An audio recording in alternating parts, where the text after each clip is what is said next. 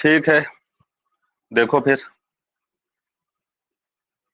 तो ये जो समय रहेगा, बताया गया था कि 8वीं सदी के बाद जो भित्ति चित्रों का क्षेत्र रहा है वो प्रमुख रूप से दो तरीके से रहेगा। एक पूर्वी भारत रहेगा, एक पश्चिमी भारत रहेगा। पूर्वी भारत और पश्चिमी भारत।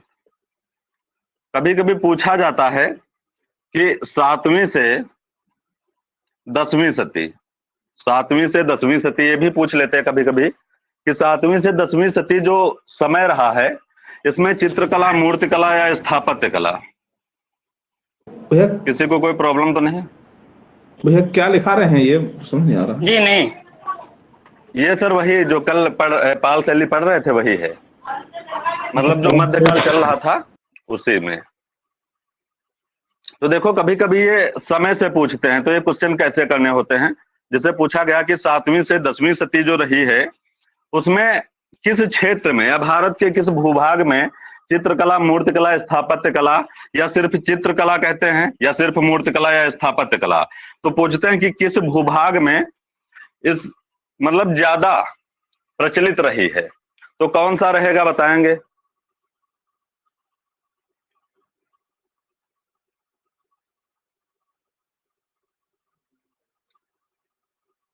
बताइए, क्वेश्चन समझ में आ रहा है जो कहा जा रहा है कि 7वीं से 10वीं सदी के मध्य भारत के किस भूभाग की तरफ या किस भूभाग में या किस दिशा में चित्रकारी, मूर्तिकारी और स्थापत्यकारी प्रचलित रही हैं। और या ये भी पूछा जाता है कि कहाँ नहीं प्रचलित रही हैं, तो बताएंगे, जल्दी बताओ। पूर्वी भारत। पूर्वी भारत में मुख्य रूप से क्या रहा है? चित्रकला। चित्रकला। और मूर्तिकला, स्थापत्य कला इसी टाइम ड्यूरेशन के अकॉर्डिंग कहाँ पर रहेंगे? दक्षिण में। दक्षिण भारत। कहाँ पे सती से, हाँ, कहाँ पे सती से 10वीं जो ये समय रहेगा, तो किन दिशाओं में कम प्रचार प्रसार रहा है, कलाओं को लेकर कम प्रचार प्रसार रहा है? पश्चिमी और उत्तरी। पश्चिमी और उत्तरी। और पश्चिमी और उत्तरी, हाँ। जो पश्चिमी का क्षेत्र रहता है ये 10वीं सदी के बाद, 10वीं सदी के बाद मुख्य रूप से यहाँ कलाएं पनपने लगती हैं पश्चिमी भूभाग में, जहां गुजरात वगैरह रहा है। तो देखते हैं थोड़ा सा इसका चरम काल। तो ये पॉइंट हो गया था ना कि भित्ति जो 8वीं सदी के बाद भित्ति चित्रों का स्थान रहा है वो प्रमुख रूप से दो भागों ने ले लिया था। तो एक पूर्वी भारत रहेगा, एक पश्चिमी भारत रहेगा। इसके अलावा देखते हैं चरम काल। चरम काल, तो चरम काल अगर राजाओं को लेकर आता है तो धर्मपाल, देवपाल और महिपाल रहेंगे। ठीक है, पाल शैली में अगर चरम काल रहता, पूर्ण चरम काल, देखो जो ये चरम काल माना जाएगा तो इन राजाओं के समय चरम काल कह सकते हो। लेकिन अगर आ गया कि चित्रकारी का चरम काल या मूर्तिकारी का या पोथी चित्रकारी का, तो इस तरीके से जो भी चीजें आएंगी तो उनको अलग से बताया जाएगा कि किसके समय में क्या प्रचलित रहा है। तो अगर एक समय देखते हैं तो 10वीं सदी कह सकते हो या 10वीं से 12वीं सदी कह सकते हो। अगर एक समय देखा जाए, जैसे बताया गया था कि 730 से 1197 समय रहेगा, यही तो बताया गया था, 730 से 1197। कहीं कहीं ये समय नहीं जब मिलेगा तो यहाँ पे क्या रहेगा कि 9वीं से 12वीं भी मिल जाएगा। तो ये जो रहेगा 9वीं से मुख्य रूप से 10वीं से 12वीं ये समय वाला रहता। तो एक समय पढ़ना है यहाँ पे 10वीं सदी वाला। पाल शैली का पूरा जो रहेगा समय ये रहेगा 730 से 1197।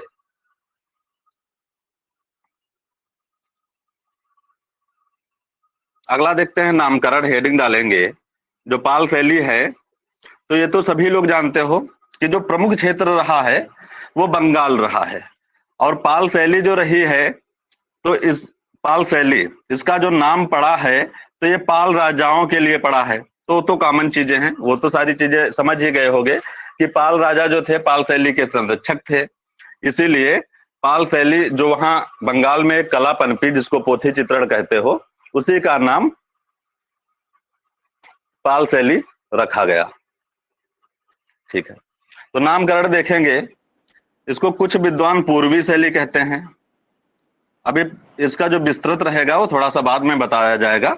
यहाँ पे जो चीजें आती हैं बस उनको पहले लिख लेंगे। तो नामकरण पूर्वी शैली और नाग शैली, पूर्वी शैली और नाग शैली पाल शैली को किसने कहा है? तो ये कहा है लामा तारानाथ ने। लामा तारानाथ ने।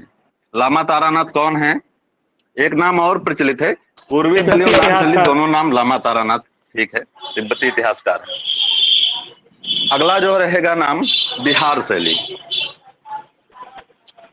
बिहार शैली अगला नाम रहेगा। जो पाल शैली का नामकरण, तो कुछ विद्वानों ने इसको बिहार शैली भी कहा, क्योंकि ये बिहार में भी पनपी है। तो इसको मुख्य रूप से कहा था हेलेन रुबिसो ने। हेलेन रुबिसो या रुबिसो ने। हेलन रुबिसो ने। ये जो हेलन रुबिसो है, इन्हीं की एक पुस्तक थी हेलन रुबिसो की, आर्ट ऑफ एशिया। उसी में इन्होंने बिहार शैली इसका जिक्र किया है, पाल शैली का। पूर्वी शैली नाग शैली पाल शैली को किसने कहा? तो लामा तारानाथ ने कहा। और जो पाल शैली है उसको बिहार शैली किसने कहा? हेलन रुबिसो ने कहा। नाम ये याद रखेंगे। ये इनकी अब पुस्तक कौन देखते हैं सी थोड़ा सा, बताइए? इनकी जो हेलन रुबिसो की रही है, आर्ट ऑफ एशिया में। चाहे तो लिख लेंगे कि आर्ट ऑफ, वॉल्यूम म्यूट कर लेंगे, बहुत आवाज आ रही है, वॉल्यूम किसी कान है। आर्ट ऑफ एशिया में चाहे तो ब्रैकेट में लिख लेंगे कि इसका जो जिक्र किया है, पाल शैली को इन्होंने बिहार शैली का नाम दिया है हेलन रुबिसो ने, तो आर्ट ऑफ एशिया में दिया है। आर्ट ऑफ एशिया में।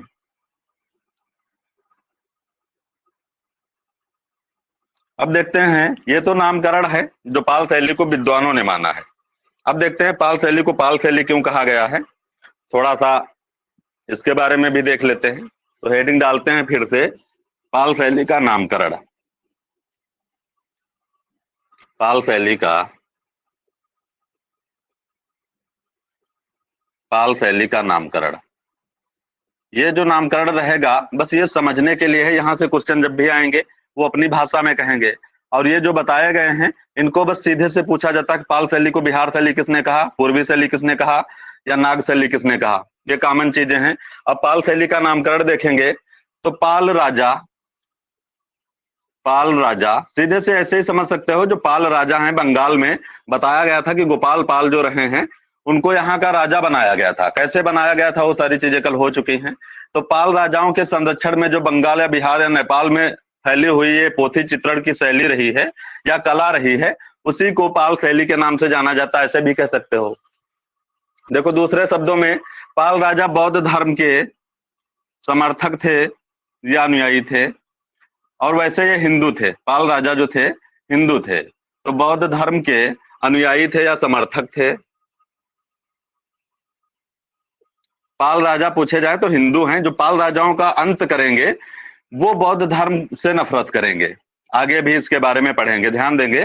पाल राजा बौद्ध धर्म के अनुयायी थे। जो पालों का अंत करने वाले रहते वो बौद्ध धर्म के अनुयायी नहीं रहते, बौद्ध धर्म को बिल्कुल भी नहीं मानते। तो पाल राजा बौद्ध धर्म के समर्थक थे। तथा इस शैली की, तथा इस शैली की मूल भावना, जो इस शैली की मूल भावना रही है, इस शैली की मूल भावना, तो लिखेंगे बौद्ध धर्म की, बौद्ध धर्म की महायान शाखा। ये भी पूछा जाता है कि पाल राजा बौद्ध धर्म की किस शाखा से संबंध रखते थे, तो महायान शाखा से, महायान शाखा से। ये भी ध्यान देंगे। तो महायान शाखा, इसके अलावा बौद्ध जीवन, बौद्ध धर्म आ ही गया है तो ये सारी चीजें तो होंगी होंगी। तो बौद्ध जीवन एवं जातक कथा से, जातक कथा से संबंधित थे। मुख्य रूप से जो पाल राजा रहते हैं वो बौद्ध धर्म से ही संबंध रखते हैं। अभी आगे पढ़ते हो जो उत्तर मध्य काल में अपभ्रंश जैन, विजयनगर या गुजरात, वो सारी चीजें पढ़ते हो, वो जैन धर्म के अनुयायी माने जाएंगे। यहाँ पे पाल राजा हैं, बौद्ध धर्म के अनुयायी माने जाएंगे। ये भी ध्यान रखेंगे। लिखेंगे अतः, अतः अतः पाल वंश के नाम पर, अतः पाल वंश के नाम पर, यही जो पाल राजा थे इन्हीं के नाम पर, तो पाल वंश के नाम पर इस पोथी चित्रकला को,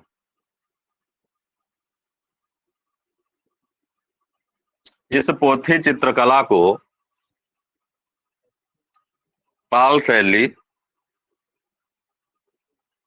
कहा गया या पाल शैली नाम पड़ा, कुछ भी कह सकते हो। अतः पाल वंश के नाम पर जो पोथी चित्रण रही है, या ऐसे भी लिख सकते हो कि अतः पाल वंश के नाम पर इस पोथी चित्रकला, और कौन सी पोथी चित्रकला, जो बंगाल में उदित हुई, का नाम पाल शैली पड़ा, ऐसे भी कह सकते हो, क्योंकि इसका जो मुख्य केंद्र रहेगा ये वही रहेगा। वैसे इसके केंद्र तो रहते हैं, बंगाल है, बिहार है, नेपाल है, मगध तक रहता है, ठीक है।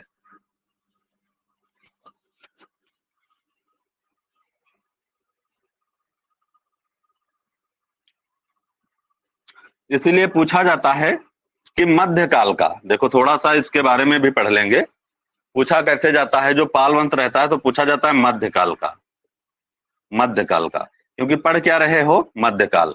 मध्यकाल में अभी क्या पढ़ रहे हो, पूर्व मध्यकाल, पूर्व मध्यकाल पढ़ रहे हो, पूर्व मध्यकाल में क्या पढ़ रहे हो, पाल शैली। तो यहाँ पूछा जाता है कि उत्तर मध्यकाल का या मध्यकाल का, इस तरीके से पूछा जाएगा, या पूर्व मध्यकाल का, तो उत्तर मध्यकाल का नहीं कह सकते हो, लेकिन मध्यकाल का कह सकते हो, या पूर्व मध्यकाल का, क्योंकि पूर्व मध्यकाल में पाल राजा ही थे। तो इस तरीके से कभी कभी क्वेश्चन आता है कि मध्यकालीन उत्तर भारत का, मध्यकालीन उत्तर भारत का सबसे शक्तिशाली और महत्वपूर्ण साम्राज्य कौन रहा है, तो कौन रहेगा, पाल वंश। यहाँ पे देखो मध्यकाल शब्द जुड़ा था, तो इसलिए पाल वंश जो रहेगा सबसे शक्तिशाली साम्राज्य उस टाइम का माना जाता है।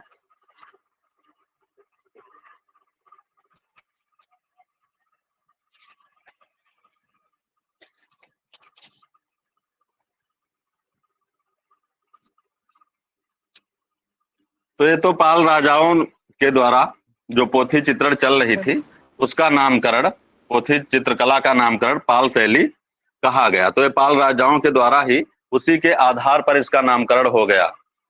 देखते हैं अगली लाइन से लिखेंगे, इस शैली को संरक्षण, ऐसे लिख लेंगे, इस शैली को संरक्षण। बहुत ज्यादा ये लाइन इंपॉर्टेंट रहती है, कई बार क्वेश्चन पूछे जा चुके हैं कि पाल शैली को संरक्षण किसने दिया या किन राजाओं ने दिया। तो राजाओं की बात करेंगे तो इस शैली को संरक्षण धर्मपाल, देवपाल, इसके अलावा महिपाल भी कह सकते हो या वित्तपाल भी कह सकते हो। तो इस शैली का संरक्षण धर्मपाल और देवपाल नामक दो पालवंशी राजाओं के समय, धर्मपाल और देवपाल नामक दो पालवंशी राजाओं के समय हुआ, ऐसे ही कह सकते हैं, या इन्होंने संरक्षण दिया, कैसे भी समझ सकते हो। तो इस शैली को संरक्षण धर्मपाल देवपाल नामक दो पालवंशी राजाओं ने दिया, और जिसका केंद्र, जो धर्मपाल और देवपाल इन्होंने संरक्षण दिया उस टाइम जो पाल शैली थी, इसका प्रमुख केंद्र क्या था, तो जिसका केंद्र क्या रहा है, बंगाल। अभी आगे बताया जाएंगे कि इनके जो क्षेत्र हैं प्रमुख वो कौन से रहे हैं। तो जिसका केंद्र उस टाइम कौन सा था, बंगाल।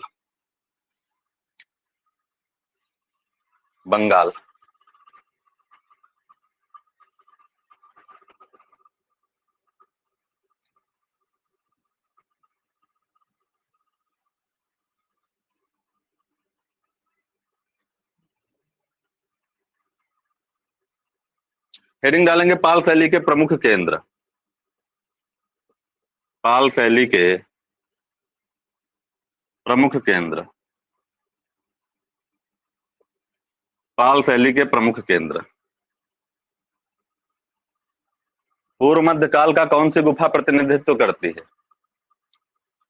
सित्तनवासल। सित्तनवासल, ठीक है।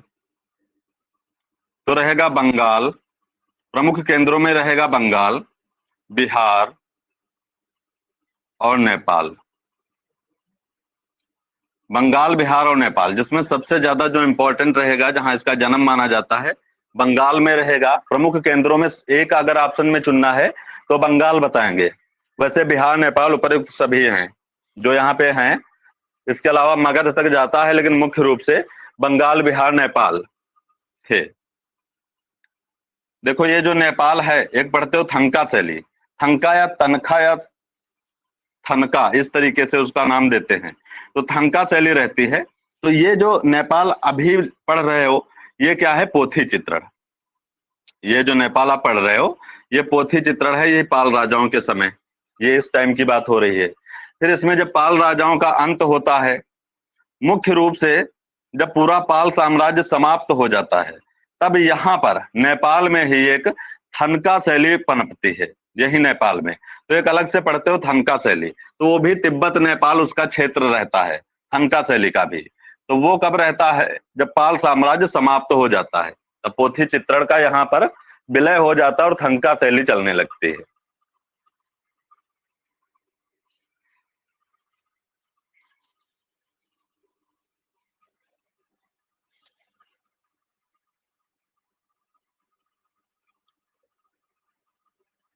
हेडिंग डालेंगे पाल वंश का, पाल वंश का संस्थापक। देखो यहां से दो तरीके से क्वेश्चन पूछते हैं। एक यहाँ पे पूछा गया है पाल वंश का संस्थापक। तो जो राजा गोपाल थे, वो बंगाल के प्रथम पाल वंशी शासक थे, या ये कह सकते हो कि पाल वंश जो रहा है उसके प्रथम संस्थापक थे राजा गोपाल। जब बताया गया था कि हर्ष और शशांक जो राजा रहे हैं, उनके बाद लगभग जो बंगाल रहा है, ये जो क्षेत्र रहा है, यहाँ 100 साल तक बिना शासन सत्ता ऐसे ही सब कुछ चलता रहा है। फिर यहाँ भूखमरी, अकाल और अधिक मारपीट और ये सारी चीजें यहाँ पे देखने को मिलने लगी थी। तो बंगाल की जनता ने गोपाल व्यक्ति को उठाकर एक राजा बना लिया अपना, तो वो पाल वंश के संस्थापक माने गए। तो पाल वंश के जो संस्थापक हैं, ये हैं गोपाल पाल। गोपाल पाल मोस्ट रहेगा, गोपाल पाल। यहां से ऐसे भी पूछा जाता है कि राजा गोपाल जो बंगाल के पाल वंश का प्रथम शासक था, ठीक है, बंगाल में है, क्योंकि जो पाल वंश रहेगा इसकी राजधानी कहाँ है?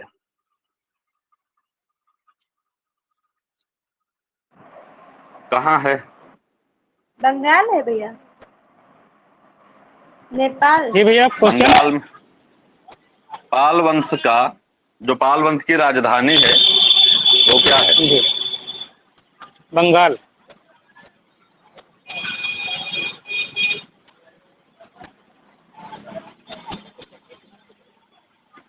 राजधानी बंगाल नहीं है, नालंदा है, नालंदा। जो मुख्य रूप से राजधानी देखी जाएगी तो मुंगेर है। पाल वंशों की राजधानी मुंगेर है, जो बिहार में पड़ता है।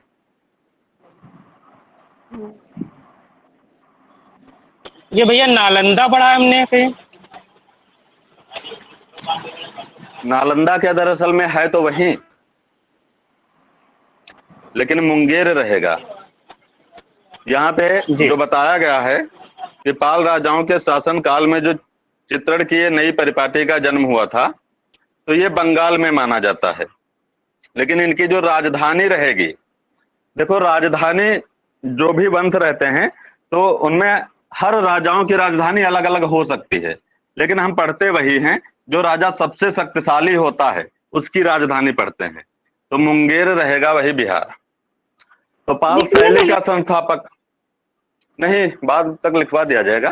तो पाल शैली का संस्थापक ये है धर्मपाल। धर्मपाल, देखो यहाँ पे शैली है और यहाँ पे वंश है। वंश का मतलब जो पाल वंश चला है वो गोपाल पाल थे जो संस्थापक रहे हैं। पाल शैली के जो संस्थापक रहे हैं ये धर्मपाल रहे हैं, ठीक। इन्हीं को, धर्मपाल को धर्म संरक्षक के नाम से भी जाना जाता है। इस राजा को धर्म संरक्षक के नाम से जाना जाता है, तो धर्मपाल को ही धर्म संरक्षक के नाम से जाना जाता है। पाल वंशी कुछ शासक हैं जो इंपॉर्टेंट हैं, उनके बारे में थोड़ा सा देखेंगे। पाल वंशी शासक, हेडिंग डालेंगे पाल वंशी शासक।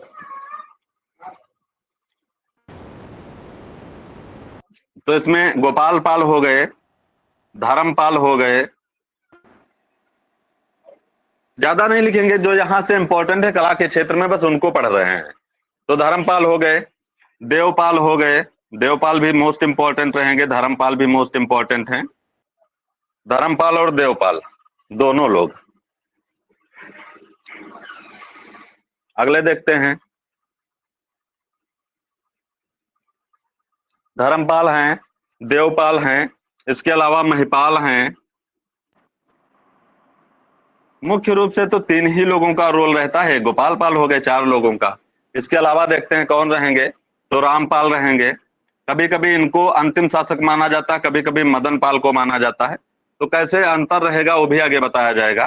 रामपाल हो गए। अगले देखते हैं, इधर लिख रहे हैं, तो एक विग्रहपाल थर्ड रहते हैं। विग्रहपाल, विग्रहपाल थर्ड। एक और लिख लेंगे, मदन पाल। तो ये पाल राजा रहे हैं। बस इतने ही पढ़ लीजिए, जिसमें से धर्मपाल मोस्ट इंपॉर्टेंट, देवपाल और महिपाल और गोपाल पाल। गोपाल पाल से ज्यादा क्वेश्चन नहीं बनते हैं। धर्मपाल, देवपाल, महिपाल 3 लोग बहुत ज्यादा इंपॉर्टेंट रहते हैं। बाकी रामपाल और मदन पाल ये दोनों लोग अंतिम माने जाते हैं। कैसे माने जाते हैं अभी लास्ट में बताया जाएगा। एक विग्रहपाल थर्ड भी रहते हैं, 1-2 जगह उनकी चर्चा हो जाती है। या चाहे तो लिख लेंगे यहीं पे, जो देवपाल रहे हैं इनके समय मूर्ति कला श्रेष्ठ रही है। मूर्ति कला श्रेष्ठ। देखो, वंश जो संस्थापक रहे वंश गोपाल पाल हैं। जो शैली के संस्थापक हैं धर्मपाल हैं, इनको धर्म संरक्षक के नाम से जाना जाता है। तो धर्मपाल भी हो गए, शैली के संस्थापक माने जाते हैं। देवपाल मूर्ति कला के लिए श्रेष्ठ माने जाते हैं। महिपाल, इनके समय में पोथी चित्रण सर्वाधिक हुआ था या सर्वश्रेष्ठ हुआ था, ऐसे भी कह सकते हो। सर्वाधिक, सर्वाधिक या सर्वश्रेष्ठ महिपाल के समय पोथी चित्रण हुआ था। तो ये भी मुख्य रूप से 3 ये रहते हैं। धर्मपाल शैली के जो स्थापनाकर्ता माने जाते हैं, संस्थापक माने जाते हैं। देवपाल मूर्ति कला के क्षेत्र में, चित्रकला के क्षेत्र में श्रेष्ठ रहते हैं। महिपाल पोथी चित्रण सर्वाधिक करते हैं, या पोथी चित्रण के लिए या सर्वाधिक पाल पोथियां, तब भी यही रहेंगे पाल, क्योंकि पाल ही तो पढ़ रहे हो। सर्वाधिक पाल पोथियां किसके समय बनी, तब भी महिपाल। सर्वाधिक पाल पोथियां सर्वश्रेष्ठ किसके समय में बनी, तब भी महिपाल। और पोथी चित्रण सर्वाधिक, तब भी महिपाल। यहाँ बस शैली और वंश, इनमें जो संस्थापक रहते हैं थोड़ा सा याद रखेंगे कि जो गोपाल पाल हैं वो सिर्फ शैली के संस्थापक माने जाते हैं, और जो धर्मपाल हैं, वो जो गोपाल पाल हैं वो वंश के संस्थापक माने जाते हैं। जो धर्मपाल हैं ये शैली के माने जाते हैं, जिनको धर्म संरक्षक कहते हो। और स्थापत्य के लिए भी तो यही माने जाते हैं। हाँ, इन्हीं के समय में एक देवपाल भी रहेंगे, कुछ रहते हैं देवपाल, और 1-2 गोपाल पाल, सबसे ज्यादा धर्मपाल रहते हैं। ये तो सारी चीजें भी आगे पढ़ लेंगे, कोई दिक्कत नहीं है। हेडिंग डालेंगे पाल वंश का अंतिम शासक। पाल वंश का अंतिम शासक, हेडिंग डालेंगे पाल वंश का अंतिम शासक। अब देखते हैं पाल वंश का अंतिम शासक कौन है। तो रहेंगे रामपाल। रामपाल, और ये शक्तिशाली अंतिम शासक थे। शक्तिशाली अंतिम शासक, इनको शक्तिशाली नहीं कहेंगे, लेकिन अंतिम शक्तिशाली शासक ये थे। इनसे बाद में भी रहे हैं अंतिम, वो शक्तिशाली नहीं थे। तो इस वजह से रामपाल को सही कर दिया जाता है। अगर ये देखो, दूसरा जो रहता है वो कैसे सही होते हैं, लिखेंगे फिर से। तो पाल वंश का अंतिम शक्तिशाली शासक रामपाल है, तो ऐसे ही लिख लेंगे। जबकि बिल्कुल अंतिम शासक, जबकि अंतिम शासक, ये जो अंतिम शासक रहेंगे ये रहेंगे मदन पाल। मदन पाल, मदन पाल, इनको मेदिनी पाल भी कहते हैं। हाँ, मेदिनी पाल भी कह लेते हो। जी। देखो, मदन पाल जो थे ये कमजोर शासक थे, कमजोर शासक। तो अंतिम तो ये थे, लेकिन कमजोरों से क्वेश्चन ज्यादा उठते नहीं हैं। तो अंतिम शक्तिशाली शासक रामपाल अगर हैं तो यही सही होंगे, नहीं है तब मदन पाल सही होंगे। अगर बिल्कुल देखा जाए तो अंतिम शासक ये रहेंगे, मदन पाल। लेकिन जो पाल वंश के अंतिम शासक माने जाते हैं शक्तिशाली वाले, ये हैं रामपाल।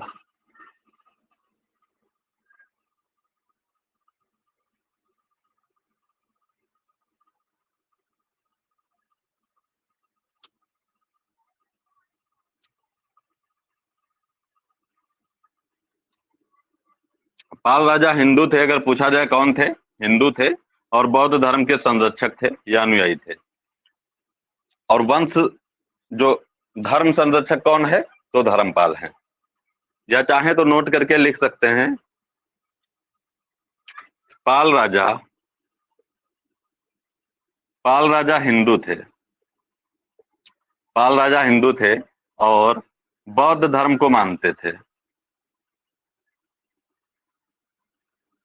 बौद्ध धर्म को मानते थे। पूर्व मध्यकाल में जो पाल शैली चली है उसमें मुख्य धर्म बौद्ध धर्म रहेगा, और जो उत्तर मध्यकाल में अपभ्रंश जैन विजयनगर गुजरात चला उसमें मुख्य धर्म जैन धर्म रहेगा। यहाँ पे बौद्ध धर्म रहा है, इसके अलावा महायानी देवी देवता भी मिलेंगे, तो वो आगे बता दिया जाएगा। मुख्य रूप से अगर धर्मों में बात करते हैं वो सब्जेक्ट रहता है महायानी देवी देवता। यहाँ पे अगर मुख्य रूप से धर्मों की बात की जाती तो बौद्ध धर्म रहेगा पाल में, पहले भी बताया गया था। अब थोड़ा सा देख लेते हैं कि पालों के बाद कौन से आए हैं। तो जब पाल समाप्त हुआ है, पाल राजवंश, नई लाइन से लिखेंगे, पाल वंश समाप्ति के बाद कौन आए, पाल वंश समाप्ति होने के बाद तो यहां पर आए सेन। सेन वंश की स्थापना हुई या सेन वंशीय आए, कुछ भी लिख सकते हो। तो सेन वंश की स्थापना हुई, ऐसे ही लिख सकते हो, सेन वंश की स्थापना हुई। पूछा जाता है कि पाल राजाओं के बाद में कौन सा वंश आया या पाल वंशों के बाद, तो सेन वंश रहेगा। अब देखेंगे जो सेन वंश रहा है, थोड़ा सा इसके बारे में पढ़ लेते हैं सेन वंश के बारे में। तो इसमें एक रहते हैं विजय सेन, विजय सेन, कहीं कहीं पढ़ोगे सामंत सेन। दो तरीके से यहां से भी आता है, या तो सामंत सेन आएगा या विजय सेन आएगा। तो अब देखेंगे जो विजय सेन थे इन्होंने पालों को हराया था, पालों को हराया था इन्होंने। जब पालों को हराया तो इन्होंने क्या किया, सेन वंश की स्थापना की। ठीक है, पाल वंश समाप्ति के बाद कौन सा वंश आया, सेन वंश की स्थापना हुई। और सेन वंश की स्थापना होगी कैसे, जब सेन वंश के राजाओं ने पाल वंश के राजाओं को हरा दिया। तो पालों को हराया था, किसने हराया था, विजय सेन ने। तो एक बात तो ये होगी कि इन्होंने पालों को हराया था और सेन वंश की स्थापना की थी, सेन वंश की स्थापना की। ठीक, पालों को किसने हराया और सेन वंश की स्थापना किसने की। कभी सामंत सेन लिखा होगा तब भी सही हो जाएगा, विजय सेन होगा तब भी सही हो जाएगा। थोड़ा सा ये जो सेन रहते हैं ये थोड़ा सा इसलिए भी रहते हैं, देखो सामंत सेन या विजय सेन ये हो गए, फिर एक बल्लाल सेन भी रहते हैं, उनको छोड़ देंगे क्योंकि इनके बारे में हमको पढ़ना नहीं है। फिर एक रहते हैं लक्ष्मण सेन, ये थोड़ा सा इंपॉर्टेंट रहते हैं। तो कला की दृष्टि से यहाँ से क्वेश्चन बन जाते हैं लक्ष्मण सेन से, क्यों इनके दरबार में जो रहे हैं कई कवि, प्रख्यात कई कवि रहे हैं। तो लक्ष्मण सेन ये सेन वंश के राजा हैं। ठीक, सेन वंश के जो स्थापना करता है, संस्थापक हैं विजय सेन या सामंत सेन है, और ये जो लक्ष्मण सेन है ये भी सेन वंश के हैं। अब पाल वंश की बात नहीं हो रही है, पाल वंश की समाप्ति के बाद ऊपर लिखा है। तो जो लक्ष्मण सेन रहे हैं तो इन्हीं के दरबार में गीत गोविंद के लेखक कौन है, जयदेव। देव। तो गीत गोविंद के लेखक जयदेव, जो गीत गोविंद के लेखक रहते हैं जयदेव, तो इन्हीं के दरबार में थे। तो गीत गोविंद के लेखक जयदेव इन्हीं के दरबार में थे। इसके अलावा मूर्तिकला में बताया गया होगा जयदेव के अलावा दोहक रहते हैं और कई कवि रहते हैं, लेखक या कवि लक्ष्मण सेन के दरबार में। तो यहाँ बस इतना ही लिख लेंगे कि गीत गोविंद के लेखक या रचयिता जो जयदेव रहते हैं लक्ष्मण सेन या सेन वंश में थे। ठीक है, अगर राजा नहीं है वंश पूछे जाते हैं तो सेन वंश से इनका संबंध बताएंगे, वरना तो लक्ष्मण सेन से बता देंगे।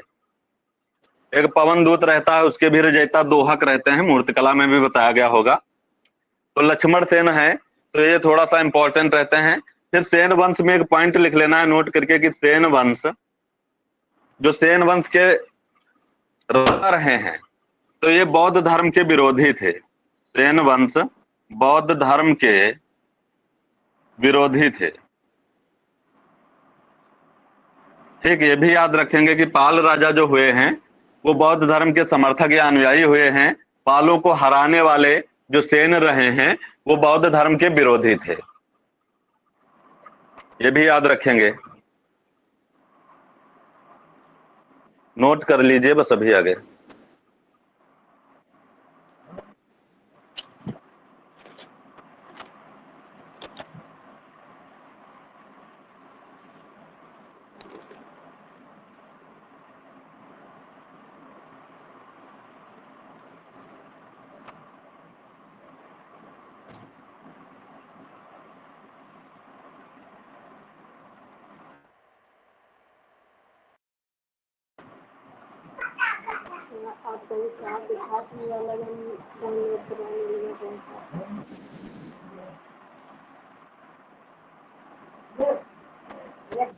ठीक है, नोट हो गया। हो गया भैया। चलो, तो सेन वंश किसके विरोधी थे? तो ये भी याद रखेंगे कि बौद्ध धर्म के विरोधी थे। तो देखो, जो पाल शैली चल रही है, पाल शैली लिखना नहीं है, तो इसमें जो मुख्य रूप से मिलेगा वो ताड़पत्र पर चित्रकारी की गई है। ये कल भी पहले बताया जा चुका है, जो कल की क्लास थी उसमें बताया जा चुका है। तो यहाँ पर मुख्य रूप से ताड़पत्र रहेगा, जो धरातल के रूप में प्रयोग किए हैं, तो ताड़पत्र रहेगा। इसके साथ ही साथ कागज कपड़ा भी रहता है। तो कागज कुछ मतलब बुक में लिखा मिल जाएगा, लेकिन कपड़े पर कह सकते हैं। इनका जो धरातल रहा है ताड़पत्र के बाद, तो ताड़पत्र 1 नंबर पे रहेगा। कपड़ा जो उसको पट चित्रण कहते हो, तो ये दरअसल में एक नई परिपाटी थी। पोथी चित्रण के अलावा जो ताड़पत्र पर रहा है, उसके अलावा एक स्फुट चित्र भी रहे हैं। इन्हीं के जैसे जो देखते हो आगे चल के राजा चलते हैं, नीलमणिदास वगैरह जो रहते हैं, तो वो इसी के रहते हैं, पट चित्रण के। तो यहाँ मुख्य रूप से अगर पूछा जाएगा किस पे चित्रकारी की गई है, तो ताड़पत्र ही बताएंगे, आगे धरातल वगैरह सब बताया जाएगा। हेडिंग डालेंगे पाल शैली के सचित्र ग्रंथ। पाल शैली के सचित्र ग्रंथ, पाल शैली के सचित्र ग्रंथ, हेडिंग डालेंगे पाल शैली के सचित्र ग्रंथ।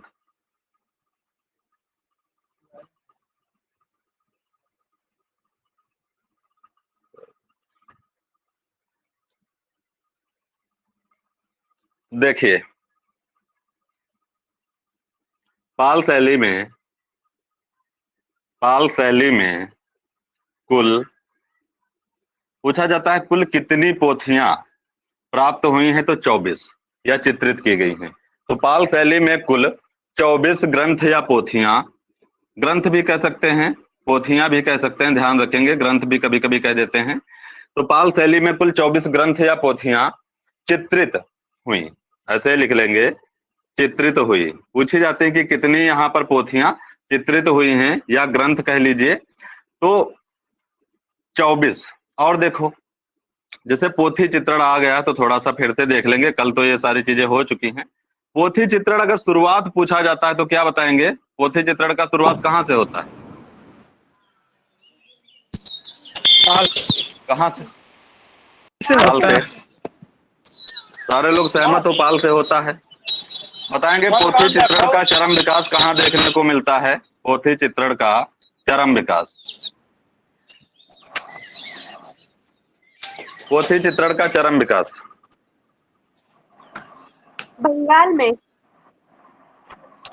नहीं, ये तो इन्हीं का क्षेत्र रहा है जहां पे इन्होंने पोथी चित्रण की शुरुआत की है। देखो, बताएं, अगर शैलियां ऑप्शन में पड़ी हैं तो पोथी चित्रण जो चरम स्थिति पर रहेगा तो मुगल बता सकते हो, मुगल।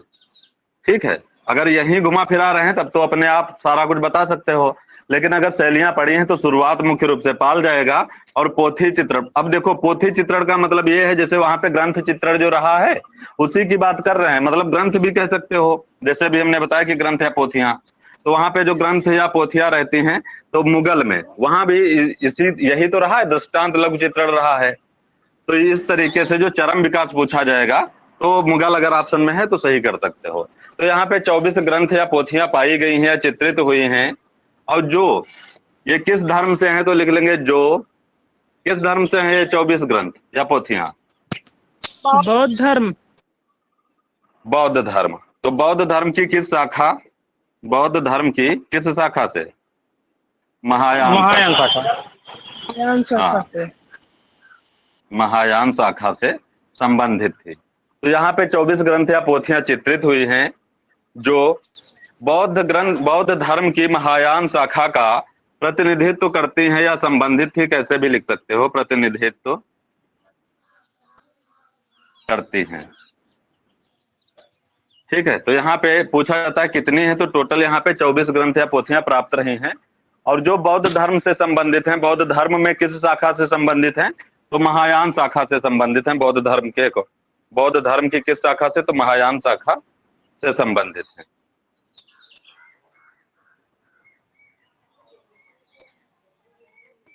अब पहली पोथी नाम लिखेंगे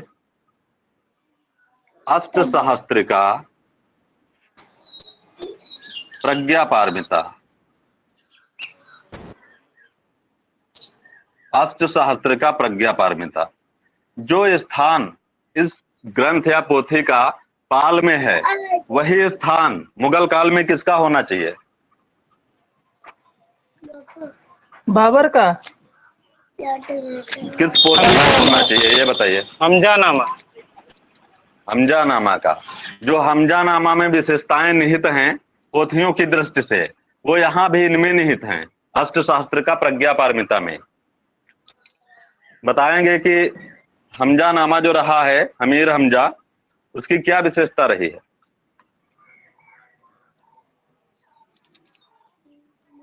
कौन सी विशेषता इसकी और उसकी एक जैसी है? चित्रण विषय। चित्रण विषय तो बिल्कुल नहीं कह सकते हो। हमजानामा में क्या चित्रित किया गया है?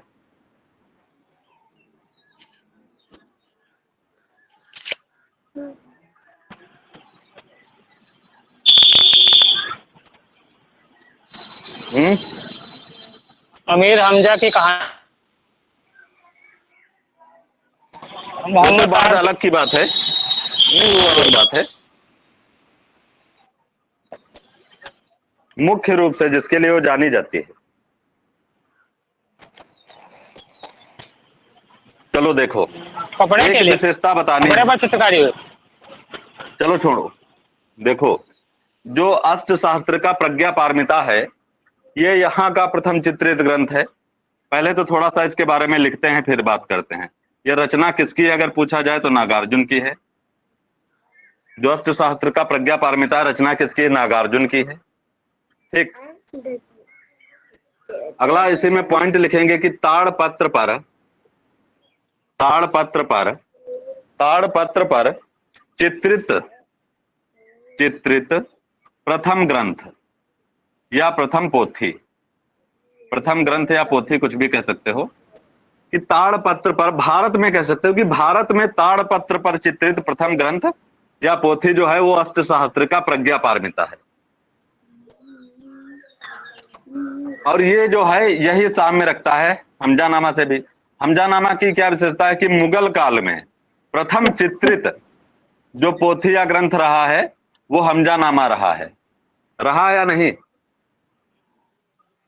जी रहा है। उसी को सबसे पहले चित्रित किया गया ना। ग्रंथ हो सकते हैं बाबर द्वारा, हुमायूं द्वारा, किसी के द्वारा, लेकिन जो चित्रित किया गया है वो रहा है। तो इसकी एक विशेषता ये है, पहले तो रचना नागार्जुन की है, ताड़पत्र पर चित्रित प्रथम पोथी मानी जाती है हमजानामा, वो अष्टशास्त्र का प्रज्ञापारमिता। अगली विशेषता जो इसकी है, तो देखेंगे अगली विशेषता क्या है। इसकी सर्वाधिक प्रतियां बनी, इसकी सर्वाधिक प्रतियां बनी, इसकी सर्वाधिक प्रतियां बनी, और ये प्रतियां बहुत जगह रखी भी हैं। 12-15 जगह मिल जाएंगे आराम से। जो इनकी प्रतियां ये बनाई गई हैं अष्टशास्त्र का प्रज्ञापारमिता की, तो बहुत संग्रहालयों में बहुत जगह देखने को मिल जाएंगी।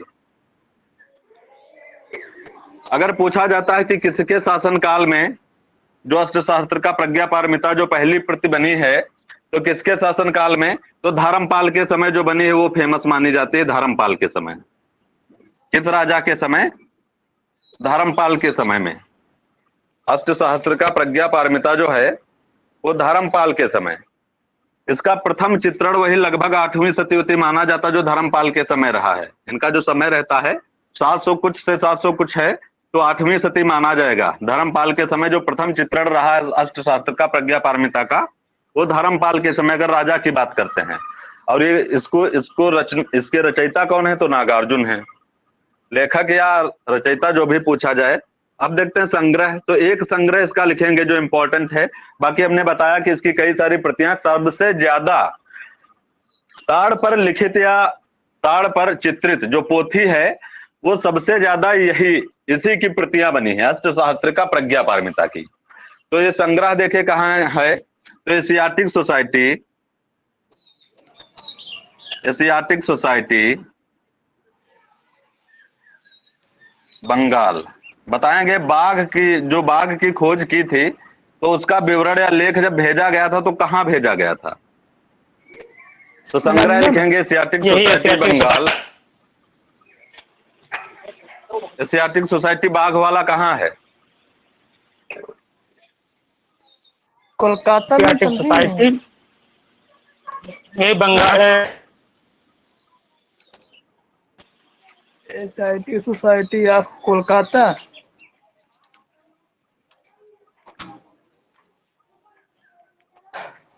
लंदन। लंदन क्या? भेजा गया था ना। कह रहे बादामी गुफा में 4 हैं कि 9 हैं गुफाएं? ओहो। बादामी में 9 है। तो आपने 4 सही तो चार चार 9 नहीं, 9 मेरे बाघ। में 9 क्या था, मेरा गलत हो गया है और पता नहीं क्या है, वो गलत लग रहा है बादामी में क्वेश्चन। 4 हैं। क्या क्वेश्चन था? बादामी गुफा बादामी का पूछा गया था, बाघ और का पूछा गया था, बादामी का। बादामी का। तो बादामी में कितनी वहां पे सही करवा गया? वहां तो हमारे में हमने 4 किया है, तो मेरे में गलत है। एक प्रदीप भैया है, उन्होंने किया है तो उनमें सही है। ऐसा कैसे हो सकता है? यही है प्रदीप भैया बोल रहे हैं। हमने उनका वो भेजा था ना, मेरे को हमने देखा, उसने किया तो मेरा गलत हो गया है। चलो हम बाद में देखते हैं उसके बारे में। तो संग्रह रहेगा एशियाटिक सोसाइटी 3 बंगाल। गलत थे। हाँ, हमने देखा रिजल्ट, बहुत कम लोगों ने अभी तक दिया था, 5-6 लोग ही थे। हमारा ये कुल तो बहुत 80-88% है, 88-88% है। प्रदीप भैया तो के बहुत बाघ का अच्छे। कहाँ? मुंबई में बाघ का जो बताया गया है कि जो शोधपूर्ण विवरण प्रस्तुत किया गया था, किसके द्वारा प्रस्तुत किया गया था? Asiatic Society Bengal.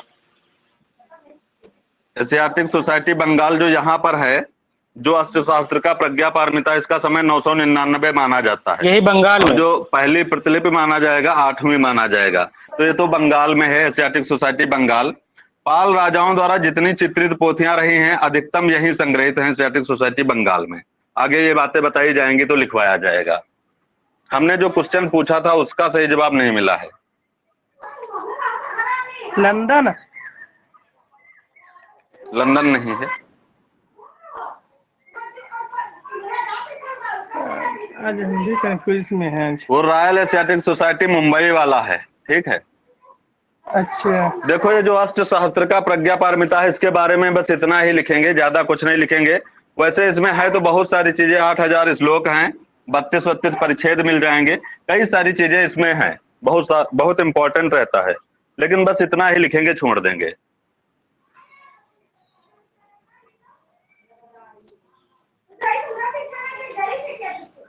भगवान बुद्ध जो अपने शिष्यों को उपदेश देते हुए उपस्थित हैं, तो इसी में दिखाया गया, इसमें भी चित्रित हैं। वही गृद्धकूट पर्वत जाने क्या है, वही वही का दृश्य दिखाया गया है। और इनके जो शिष्य रहे हैं, कौन रहे हैं? उपाल है। उपाल रहे।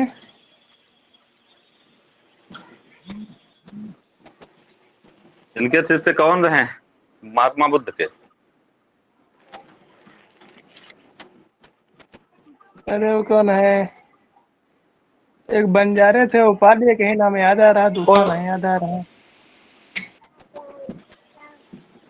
सारिपुत्र और महामोगदयानी क्वेश्चन है तो क्या होगा? मोगदलानी जो हाँ, है, मोगदयानी। सारिपुत्र और महामोगदलियानी, जी। ये किस स्तूप में चित्रित है?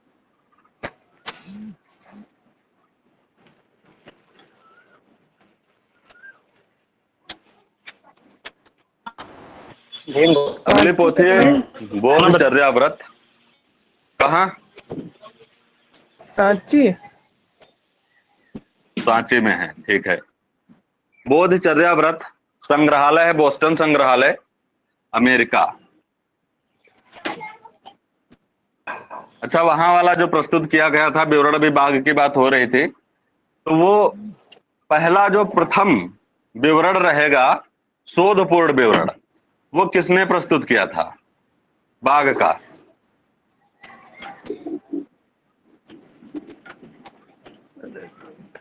एमपे। अगला, डॉक्टर एमपे। हाँ, डॉक्टर इम्फे। अगला है पंचरक्षा या पंचशिखा। अगला ग्रंथ है या अगली पोथी है पंचरक्षा या पंचशिखा। ये कैम्ब्रिज विश्वविद्यालय के पुस्तकालय में है। कैम्ब्रिज विश्वविद्यालय के पुस्तकालय में।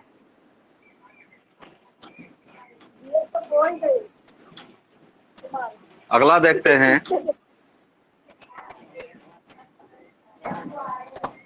गंधा व्यूह। ये है अगला, गंधा व्यूह। इसको कभी कभी गंध व्यूह भी कह देते हैं, थोड़ा सा नाम इधर उधर होंगे, कोई दिक्कत नहीं है। या गदा व्यूह भी लिख देते हैं, गंधा व्यूह, गंध व्यूह या गदा व्यूह। ये जो है, इसमें 126 चित्र हैं, 126 चित्र। और ये जो गंधा व्यूह या गदा व्यूह है, ये रूस या कुल्लू, जो श्वेत स्लाव रोरिक रहे हैं, श्वेत स्लाव रोरिक संग्रहालय कुल्लू, वहां पे संग्रहित है, कुल्लू में। जो श्वेत स्लाव रोरिक ये लिखा है, इसको कभी कभी बहुत ज्यादा गलत लिखते हैं, श्वेत रोरिक भी लिख देते हैं, श्वेत रोरिक कुल्लू। कला की घाटी किसको कहते हो? सर दूसरा छूट गया। दूसरा छूट गया? जी सर। दूसरा था बोधचर्या व्रत था ना? निकोलस लिखिए बोधचर्या व्रत। क्या? कला की घाटी निकोलस रोरिक है। पाल घाटी। नहीं, शैली बता रहे हैं, शैली बताएंगे। कुल्लू ये है कुल्लू नेहा बोधचर्या व्रत। हाँ, क्या बताया? कुल्लू नहीं है। बोधचर्या व्रत संग्रहालय इसका है बोस्टन संग्रहालय, बोस्टन संग्रहालय अमेरिका, बोस्टन संग्रहालय अमेरिका।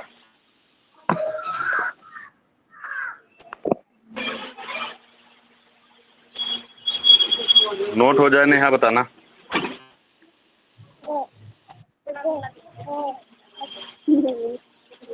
कहाँ भाई घाटी, कला की घाटी बताइए। चंबा। चंबा। तो चंबा तो रूमालों के लिए प्रसिद्ध है। इसके लिए भी प्रसिद्ध है।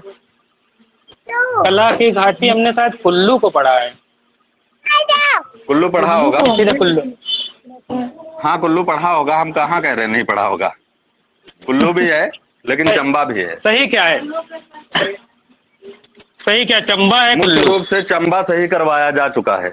अगर एक दो जगह पूछा जी। गया है तो चंबा सही करवाया जा चुका है। रूमालों के लिए और कला की घाटी इसी को कहते हैं। रूमालों पर चित्रण और रूमाल गले में चित्रण, इसमें भी दो क्षेत्र जाने जाते हैं।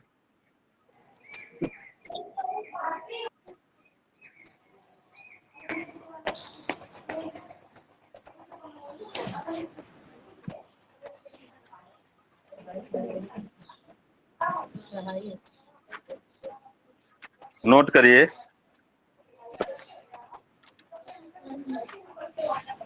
हो गया सर। नोट हो गया? जी सर। हो गया भैया। ठीक है।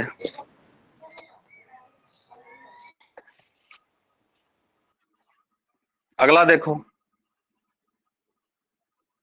गंदा व्यूह है ये, गदा व्यूह या गंदा व्यूह। अगला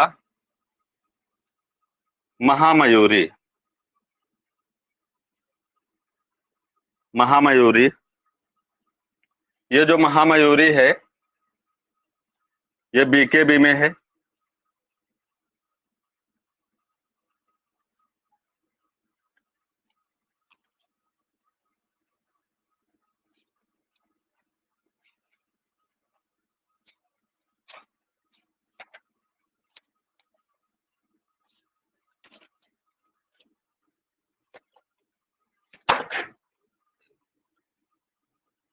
भारत कला भवन, बनारस। महामयूरी।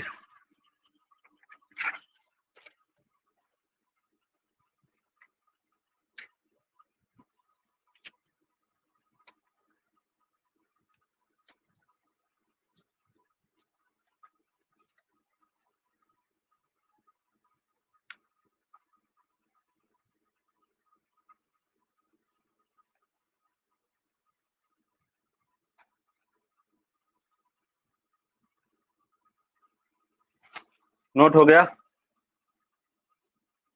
अगला हो गया भैया। सघन बाला, या इसी को कहते हैं सघन माला। सघन माला।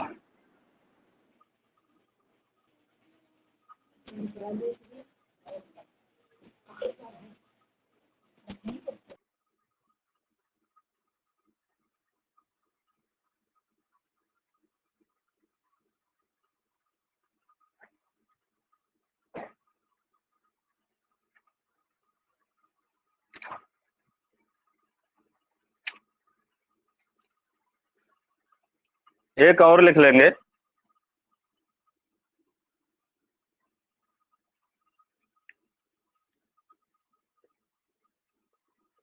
करण देव गुफा ग्रंथ या गुहा ग्रंथ। करण देव गुहा ग्रंथ या गुफा ग्रंथ, ऐसे पूछा जाता है।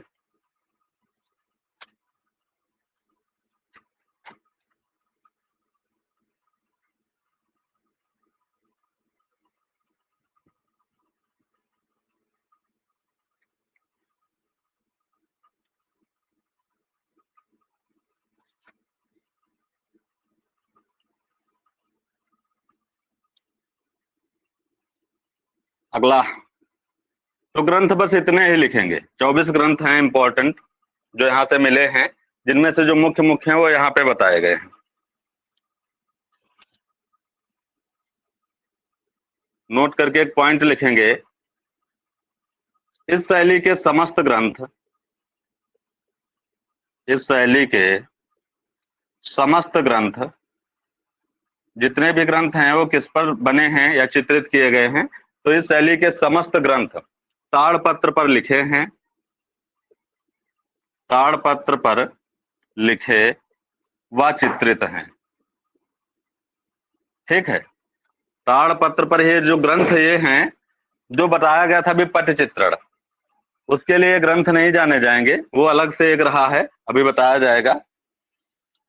तो ये इस शैली के जो जितने ग्रंथ रहे हैं, 24 ग्रंथ बताए गए हैं, 24 ग्रंथों में जितने यहाँ लिखवाए गए हैं और या जो नहीं लिखवाए गए हैं, सारे के सारे ताड़पत्र पर लिखे हैं और चित्रित ताड़पत्र पर है।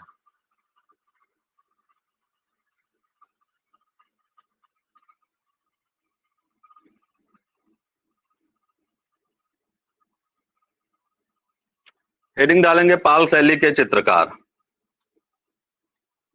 पाल शैली के चित्रकार। पाल शैली के चित्रकार।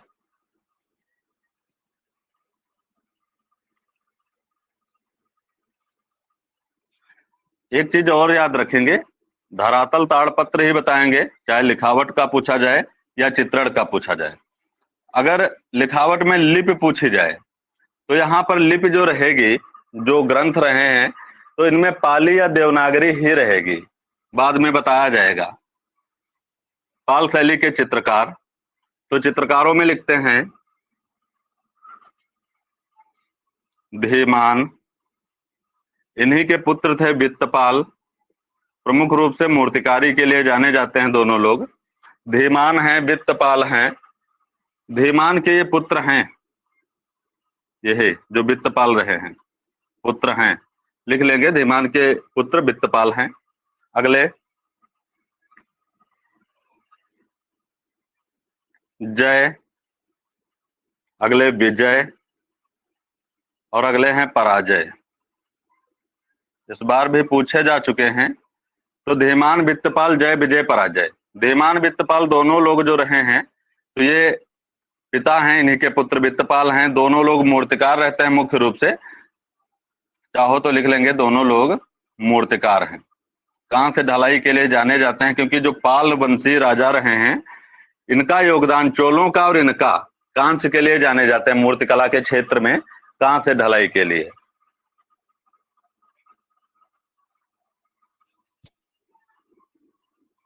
और जो भी क्वेश्चन पूछा गया था उसमें चंबा ही लगाएंगे, उल्लू नहीं लगाएंगे, ठीक है। कला की घाटी चंबा है। एक और विशेषता रहती है, वहां पर भित्ति चित्रण सबसे ज्यादा हुआ है, और 2 में होता है, गच, एक कौड़ी गच, बताया गया था। अगला लिखेंगे, हेडिंग डालेंगे, पाल शैली की विशेषताएं, रुमालों के लिए और भित्ति चित्रण के लिए और कला की घाटी के लिए, सब कुछ चंबा है। तो पाल शैली की विशेषताएं लिखेंगे। तो सबसे पहले तो पोथियों के बारे में देखते हैं।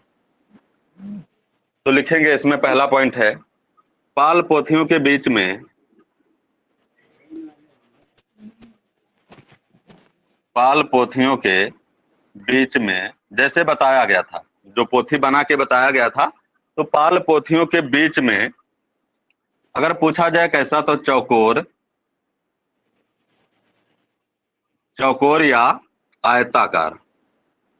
चौकोर या आयताकार। अगर चौकोर है तो उसको वर्गाकार भी कह सकते हो, है ना। पाल पोथियों के बीच में चौकोर या आयताकार।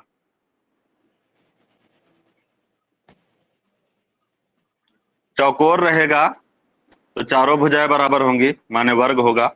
ये इसके बराबर होंगी, ये इसके, ये इसके, ये इसके, ये इसके, ये इसके, मतलब चारों भुजाएं अगर ये 5 सेमी, ये भी 5 सेमी, ये भी 5 सेमी, ये भी 5 सेमी, तो ये वर्ग हो जाएगा। और आयत जो रहेगा, तो इसके आमने सामने की भुजाएं बराबर रहेंगी, ये बराबर रहेंगी इसके और ये बराबर रहेंगी इसके। अगर ये 10 सेंटीमीटर है तो ये भी 10 सेंटीमीटर होगी, ये 5 सेंटीमीटर तो ये 5 सेंटीमीटर होगी। ये आयत है। तो इस तरीके से पाल पोथियां बनाई जाती थी। इन्हीं के बीच में ये स्थान छोड़ा जाता था। पाल पोथियां बताया गया था कैसे बनाई जाएंगी, आगे अभी फिर से बताया जाएगा। तो यहाँ पे जो आकार रहेगा, तो चौकोर या आयताकार, पोथियों के बीच में कैसा स्थान होता था जिसमें चित्रण किया जाता था, तो चौकोर या आयताकार स्थान छोड़ दिया जाता था, स्थान छोड़ दिया जाता था। इसी में चित्रण किया जाता था। जो चौकोर या आयताकार स्थान छोड़ा जाता था पोथियों के बीच बीच में, इसी में चित्रण किया जाता था। तो इसमें चित्रण क्या करते थे, तो जिसमें किससे संबंधित करते थे चित्रण, तो भगवान बुद्ध से। इसके अलावा अगर चित्रण में बात करते हैं, धर्मों में तो बुद्ध धर्म, बौद्ध धर्म ही प्रचलित रहेगा, लेकिन अगर सब्जेक्ट की बात करते हैं तो बुद्ध के साथ साथ महायानी देवी देवता भी हैं। तो जिसमें भगवान बुद्ध या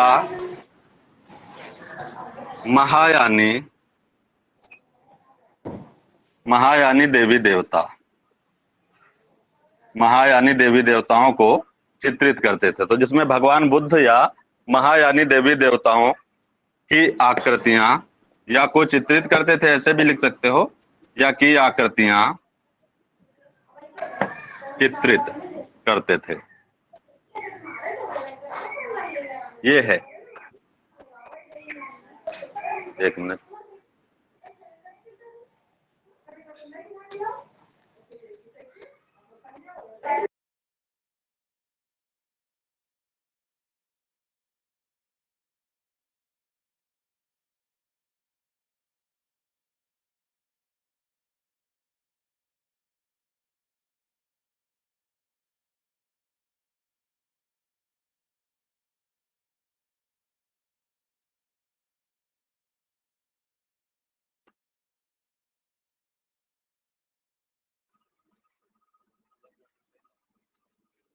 ठीक है। तो ये चित्रण विषय हो जाएगा और चित्रित करने का क्षेत्र चौकोर या आयताकार रहेगा। और विषय जो रहेगा भगवान बुद्ध रहेंगे, महायानी देवी देवता रहेंगे। चाहे तो हेडिंग फिर से डाल सकते हैं कि चित्रण विषय,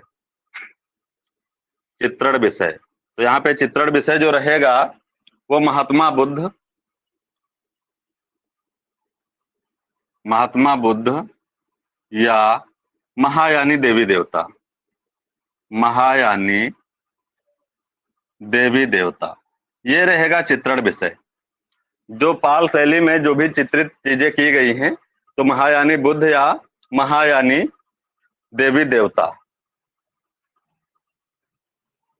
अब देखते हैं पोथियों का आकार क्या रहेगा।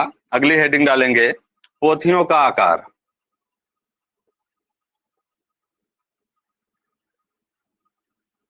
पोथियों का आकार, पोथियों का आकार। तो आकार क्या रहेगा, जो पूरी पोथी होती थी इसमें बीच में एक स्थान छोड़ा जाता था, या तो चौकोर होगा या आयताकार होगा। तो इसके अंदर जो स्थान रहता है उसका आकार पूछ रहे हैं कि पोथियों का आकार क्या रहता था। तो लिखेंगे 22 सही 1/2, 22 सही 1/2 इंटू 2 सही 1/2, ये रहेगा आकार। 22 सही 1/2 इंटू 2 सही 1/2 या 22 गुणे 2 सही 1/2 इंच, ये इंच में रहेंगे सारी चीजें। तो दो हैं, अगर इस तरीके से आता है तो ये बिल्कुल सही है, वैसे इस तरीके से नहीं आता है तो ये सही है। इसमें भी यहाँ 4 लिखा मिल सकता है 2 की जगह पे, कोई दिक्कत नहीं है। आकार ये रहेगा पोथियों का 22 से 1/2 इंटू 2 से 1/2, 22 इंटू 2 से 1/2 इंच, इंच में रहेंगे। ये अलग है, ये दूसरा आकार है और ये पहला आकार है, एक ही आकार नहीं है। या तो ये आकार चुनना होगा और या ये आकार चुनना होगा, जैसा वहां पे ऑप्शन में होगा।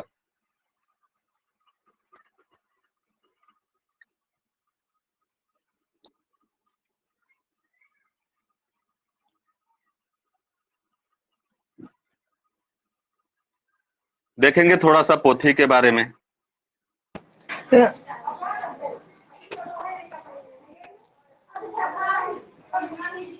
ये पोथी है जिसका आकार या तो ये वाला मानिए या ये वाला मानिए।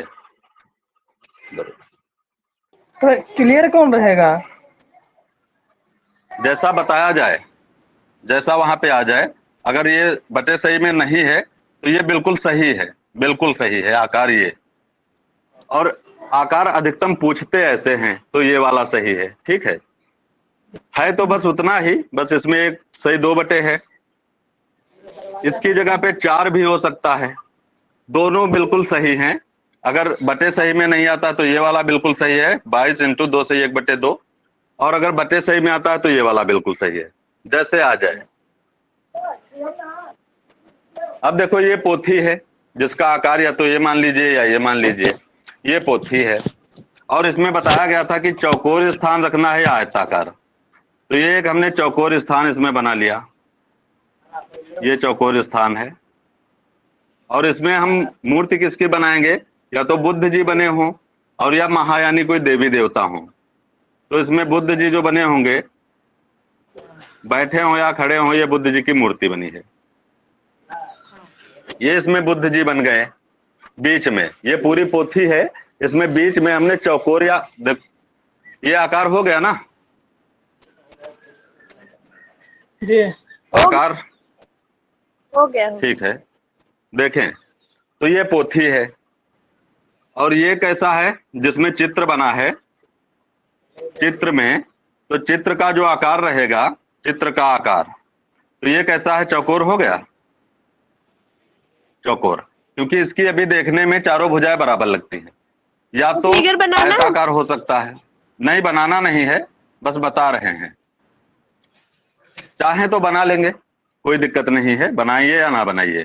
तो ये जो रहेगा बीच में स्थान जिसमें हमारा चित्र बना है, या तो ये चौकोर समझ लीजिए या आयताकार समझ लीजिए।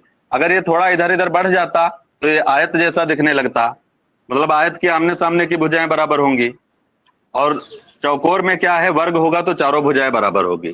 तो ये चित्र है। तो चित्र, जो चित्र का आकार पूछा जाएगा कैसा रहेगा? चौकोर या आयताकार, ये रहेगा। अब देखेंगे इसमें ये वाली जो दूरी लेंगे, जितना इधर कार्य करेंगे उतना इधर कार्य करेंगे, ये वाला। तो इसमें लिखावट करेंगे। ये लिखा है, वैसे भी इन लोगों की भाषा समझ में नहीं आती है, यहाँ भी नहीं समझ आने वाली क्या लिखा है। गया, ये लिखावट है, ठीक। इसको लिखाई या लिपि कह सकते हो, इसको लिखावट, लिखाई या लिपि कह सकते हो। तो चित्रों के आसपास क्या है? लिखा है, लिखावट लिखी है। ये पाली या देवनागरी रहेगी जो लिखावट है। फिर देखते हैं, यहां से क्वेश्चन आते हैं कि अलंकरण में ये जो हिस्सा बचेगा लास्ट वाला, इसमें क्या रहेगा? इसमें होगा अलंकरण। देखो जो लास्ट वाला हिस्सा इधर भी बचा, इधर भी बचा, जितना चित्र के इधर करेंगे उतना चित्र के इधर करेंगे। तो ज्यामितीय आकार, इसमें लास्ट वाले में क्या रहेगा? ज्यामितीय आकार, ज्यामितीय आकार। इसके अलावा फूल, पौधे, पत्ते, ये सारी चीजें यहाँ पर देखने को मिलेंगी जो लास्ट में बताया गया है। ये आकार जो खाली रह जाएगा, तो इसमें क्या रहेगा? ज्यामितीय आकार व फूल, पत्ते या फूल, पौधे। तो ज्यामितीय आकार या फूल, पत्ते, पौधे कहाँ रहेंगे? इस वाले कोष्ठक में, जो ये वाला बचा है, ये वाला। सबसे पहले जहां पे चित्र बनाया गया है उसका आकार देखेंगे, तो आकार रहेगा चौकोर या आयताकार रहेगा। फिर लिखावट लिखी है, चित्र के इधर भी लिखावट लिखी है, इधर भी लिखावट लिखी है। और लास्ट में क्या किया गया है? जो ये क्षेत्र बचा है, इसमें ज्यामितीय आकार बनाए गए हैं या फूल, पत्ते बनाए गए हैं। देखो यहाँ पे क्या बनाए जाते हैं, जैसे कोई चित्र है तो यहाँ पे बताया जाएगा कि अभी जो यहाँ पे चश्म बताए जाएंगे, तो यहाँ पे कुछ इस तरीके से सवा चश्म का प्रयोग किया गया है कि जो चित्र में नाक बनती थी, तो सवा चश्म का मतलब यही होगा कि एक आंख पूरी दिखेगी और दूसरी तरफ से बहुत थोड़ी सी दिखेगी। जैसे उस दिन बताया गया था कि ये रहा है, ये फेस बना है पूरा, ये वाला। थोड़ा सा देख लेंगे, अभी यहां से चीजें क्लियर हो जाएंगी।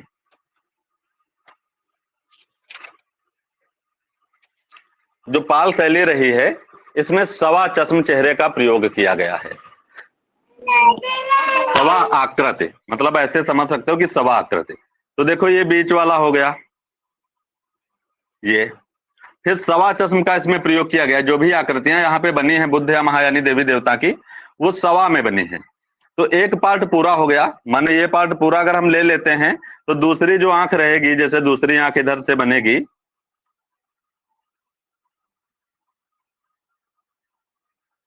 ये जो आंख रहेगी, तो एक पूरा पार्ट ले लेंगे हम, ये पूरा पार्ट ले लिए।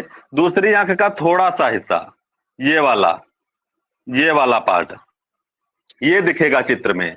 मतलब दूसरी आंख का थोड़ा सा हिस्सा, अगर आधा दिख गया तो ये सवा चश्म नहीं रहेगा, ध्यान रखेंगे। आधा दिख गया या पौन दिख गया तो ये सवा चश्म नहीं रहेगा। दूसरी एक पूरा भाग दिखना चाहिए नाक तक का, और दूसरा जो है तो दूसरे का बहुत थोड़ा सा गाल आना चाहिए और आंख आनी चाहिए। क्लियर है? ये तो समझ जाओगे ना कि सवा चश्म का मतलब क्या होता है, एक से थोड़ा ज्यादा, है ना। तो ये समझ गए। तो इन मुखाकृतियों का प्रयोग यहाँ पर देखने को मिलेगा पाल पोथियों में जो ये चित्र बनाया गया है इसमें। अब इसमें होता क्या था, देखो आंखें यहाँ पर कैसी हैं, सिर यहाँ पर कैसे हैं, वो सारी चीजें बाद की, हाथ अंगुलियां कैसे हैं, वो सारी चीजें बाद की। तो पहले देखते हैं कि जो सवा चश्म चेहरे का प्रयोग किया गया है, अब इसमें जो नाक बनाएंगे, तो ये जो नाक बनेगी, तो ये जब थोड़ा फेस दिखेगा, मतलब ये अभी तो सीधे से देख रहे हो, तो जब तिरछा देखेंगे इसको तो एक आंख दिखेगी, एक मुख एक नाक दिखेगा और हल्का सा दूसरी आंख दिखेगी, ये थोड़ी सी आंख। तो इसमें जो गाल है, जो नाक है, ये जब दिखेगी तो ऐसा लगेगा कि गाल से बाहर तक है, गाल से बाहर तक है। लेकिन गाल से बाहर तक यहां प्रयोग नहीं किया गया है पाल शैली में। यहाँ पे जो नाक बनी है, पूछा जाता है तो नाक जो बनी है वो लंबी है, अन्य नाकों की अपेक्षा नाक लंबी है, लेकिन गाल के बाहर नहीं है। ठीक, तो इसके बारे में अभी बाद में देखते हैं। तो ऐसे चित्र बने हैं यहाँ बीच में सवा चश्म चेहरे को लेकर।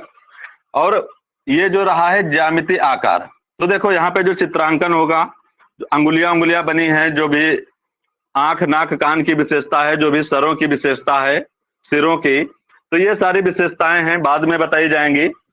यहाँ पर एक क्वेश्चन आता है कि पाल शैली में जो अलंकरण हुआ है, तो ये जो लास्ट में ये कोष्ठक बचा है, इधर ये वाला और इधर ये वाला, यही खाली बचा है। तो अलंकरण के लिए हम किसका प्रयोग करते हैं? इसी लास्ट वाले को।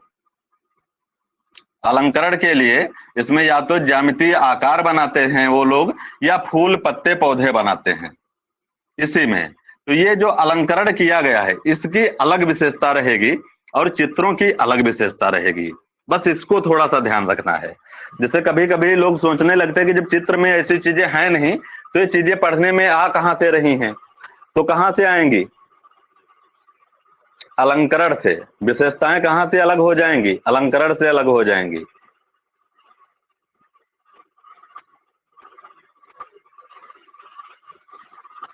चलो क्लियर है, रब कर दें? किसी को कोई दिक्कत हो तो अभी बताइए, फिर रब कर रहे हैं हम।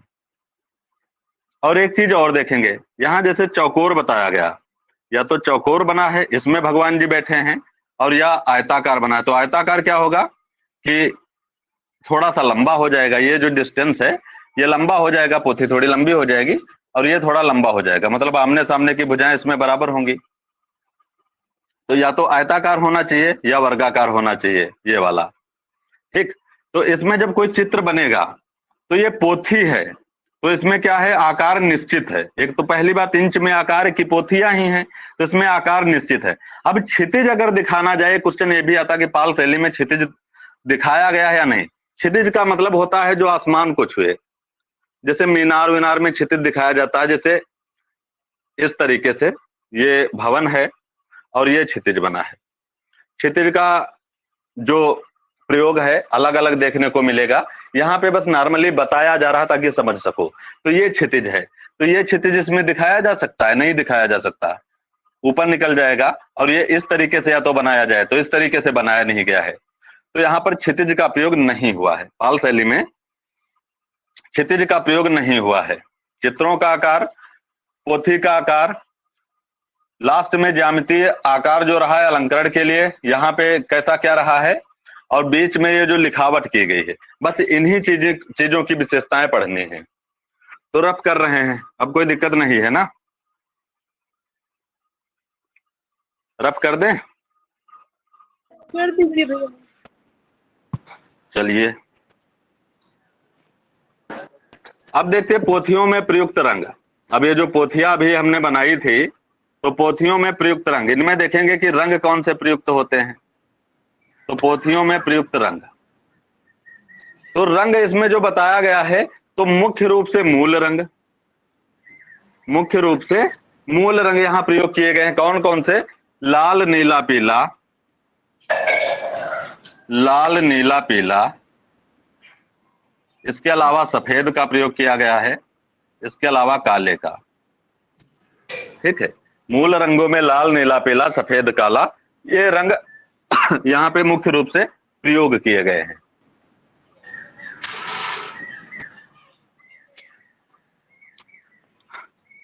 द्वितीयक रंग की अगर बात करते हैं, द्वितीयक रंग,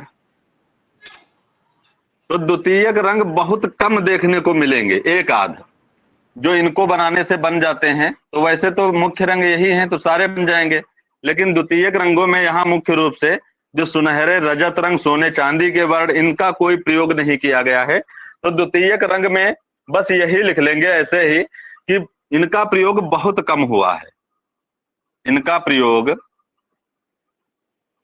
बहुत कम हुआ है। क्योंकि बात यह है, ये भी नहीं कह सकते हो कि बिल्कुल नहीं हुआ है, ऐसा कह सकते हो कि बिल्कुल नहीं हुआ है, लेकिन प्रयोग बहुत कम हुआ है वो इसलिए क्योंकि कभी कभी क्या किया, बैंगनी वैगनी को मिला दिया है, तो वो अलग बात है। तो द्वितीयक रंगों का प्रयोग यहाँ नहीं देखने को मिलता है। ध्यान रखेंगे, पाल शैली में मूल रंगों का प्रयोग किया गया है, सफेद काले का प्रयोग किया गया है, लेकिन द्वितीयक रंग का प्रयोग बहुत कम किया गया है। एक राय कृष्ण दास जी के रहे हैं, तो राय कृष्ण दास जी के अनुसार देख लेंगे। राय कृष्ण दास जी के अनुसार, राय कृष्ण दास जी के अनुसार, इनके अनुसार, जो राय कृष्ण दास जी के अनुसार, तो मूल रंग एवं मूल रंगों के मिश्रण से, मूल रंगों के मिश्रण से, तो मूल रंग एवं मिश्रण रंग हैं। यहाँ पे प्रयुक्त जो रंग हैं वो कैसे हैं, मूल रंग एवं उनके मिश्रण से, तो मिश्रण करोगे द्वितीयक रंग बन जाएंगे। तो ये राय कृष्ण दास जी मानते हैं। बाकी जो अधिक विद्वानों का मानना है, तो यहाँ पर मुख्य रूप से मूल रंगों का प्रयोग किया गया है, द्वितीयक रंगों का प्रयोग बहुत कम किया गया है या नहीं किया गया है कह सकते हो। बस राय कृष्ण दास जी जो रहे हैं, राय कृष्ण दास जी, इनके अकॉर्डिंग मूल रंग भी प्रयोग किए गए हैं और मूल रंगों के साथ साथ उनके मिश्रण से द्वितीयक रंग भी प्रयोग किए गए हैं। तो ये राय कृष्ण दास जी के अनुसार रहेगा। हेडिंग डालेंगे अन्य विशेषताएं, ये तो रंग वाली विशेषताएं हो गई हैं। हेडिंग डालेंगे अन्य विशेषताएं, अन्य विशेषताएं। तो अन्य विशेषताओं में क्या था, पाल शैली की जो दूसरी बड़ी विशेषता रहती है, देखो पोथी चित्रण तो हो गया, जानते हो पोथी चित्रण का आरंभ पाल शैली से माना जाएगा या मध्यकाल से माना जाएगा, ये सारी चीजें हो गई हैं। तो पाल शैली की अन्य विशेषता जो रही है, तो चाहें तो लिख लें पूरा इस तरीके से कि पाल शैली की अन्य विशेषता, जो इसकी अन्य विशेषता रही है पाल शैली की, वो है पटचित्र। पटचित्र या पटचित्रण, ये है कपड़े पर चित्रण करना। क्या रहा है कि कपड़े पर चित्रण करना। पाल शैली की अन्य विशेषता, दूसरी विशेषता क्या है, पटचित्रण। ये पटचित्रण अगर पूछा जाए तो पटचित्रण क्या रहता है, ये भी जो पटचित्रण है, जो पटचित्र हैं, वो बौद्ध धर्म से संबंधित हैं। अगर धर्म में पूछा जाए, हाँ कपड़े पर तो है ही है, मतलब इसका पट मतलब कपड़ा, तो पटचित्रण जो हुआ है वो भी यहाँ की विशेषता रही है। तो पटचित्र बौद्ध धर्म से संबंधित थे, बौद्ध धर्म से संबंधित होते थे। लेकिन अगर पूछा जाए कि पाल शैली की बड़ी उपलब्धि क्या है, विशेषता क्या है, तो पोथी चित्रण ही बताएंगे। जब ये पूछा जाएगा कि पाल शैली में पोथी चित्रण के अलावा कौन सी विशेषता है निहित, तो पटचित्र, ठीक है, पटचित्र तब बताएंगे। और इसका क्षेत्र क्या रहा है, जो पटचित्र रहा है, तो बंगाल या उड़ीसा। उड़ीसा एक शैली अलग से पढ़ेंगे बाद में, तो वहां मुख्य रूप से पटचित्रण के लिए उड़ीसा ही जानी जाती है। यहां से शुरू करेंगे। तो पटचित्रण बौद्ध धर्म से संबंधित, या ऐसे ही लिख लेंगे बौद्ध धर्म से संबंधित बंगाल व उड़ीसा में हुआ, बंगाल व उड़ीसा में हुआ। पटचित्रण का जब भी संबंध पूछा जाता है उड़ीसा शैली जाता है कि उड़ीसा शैली, और आगे पढ़ते हो, यहाँ पे क्षेत्र है, आगे एक शैली आएगी जैसे पढ़ते हो। और थंका या तनखा शैली रहती है, वो नेपाल की रहेगी, पाल वंशों के बाद की, और ये पाल समय से है, पाल वंश के समय से जब पटचित्रण हुआ है, बौद्ध धर्म से संबंधित रहा है, तो पटचित्रण वाला क्षेत्र बंगाल या उड़ीसा रहा है। और इनके जो विषय रहे हैं, वैसे धर्म अगर पूछा जाए तो बौद्ध धर्म से संबंधित हैं।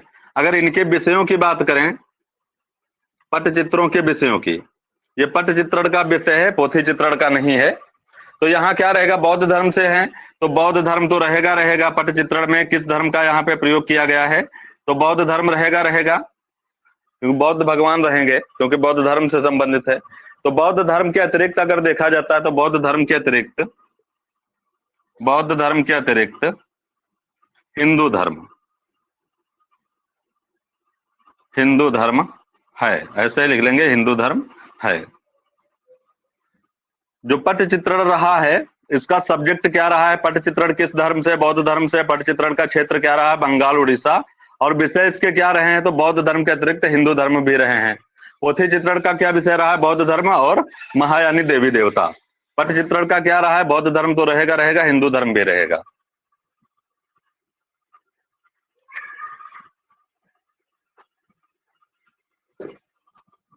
अब पाल शैली के अधिकांश चित्र अगर पूछे जाते हैं तो पाल शैली के अधिकांश चित्र पोथियों में ही मिलेंगे, ठीक है।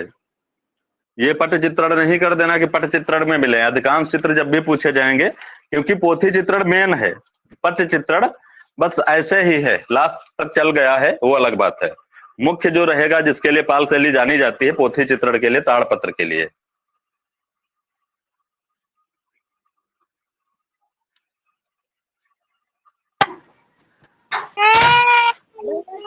चलेगी कोचिंग? बस समाप्त है, हेडिंग डाल लीजिए अन्य महत्वपूर्ण तथ्य। समाप्त हो नहीं पाएगा ये भी, अभी काफी है, तो अन्य महत्वपूर्ण तथ्य हेडिंग डाल लेंगे। अब यहाँ पे जो स्थापत्य रही है, पाल की स्थापत्य, स्कूल वगैरह जो रहे हैं, विक्रमशिला या जो भी रहे हैं, वो यहाँ पे बताए जाएंगे। इसके अलावा भी इसके कुछ महत्वपूर्ण विशेषताएं और हैं, तो वो बाद में बताई जाएंगी अगले दिन। कल से जो समय रहेगा वो पुराना वाला ही रहेगा, सिर्फ आज के लिए ये समय था। भैया कहाँ जा रहे हो? अरे सर थोड़ा बस ये ऐसे जा रहे, बर्थडे है। पार्टी अकेले अकेले? आओ सर चले। अकेले पार्टी करने जा रहे हो, बताइए ना करे हो। आप नहीं चलो आओगे? कह तो रहे तो अकेले पार्टी जा रहे हो? पार्टी, चलो कह तो रहे हैं। जुर्माना पड़ेगा। अब आप हाँ, ही सर। जाओ। क्या कहा सर? कह रहे जुर्माना पड़ेगा, अकेले अकेले हो जाओ। मूवी देखने कब चल रहे हो सर?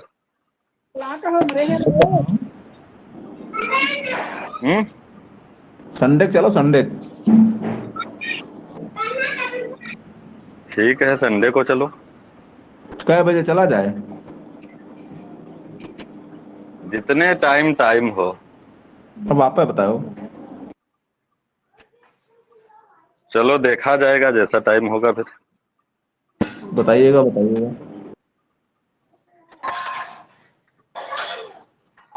ठीक है।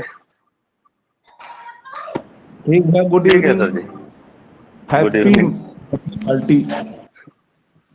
Bye Thank you. भैया। बाय। सर नमस्ते। नमस्ते। सर नमस्ते। नमस्ते।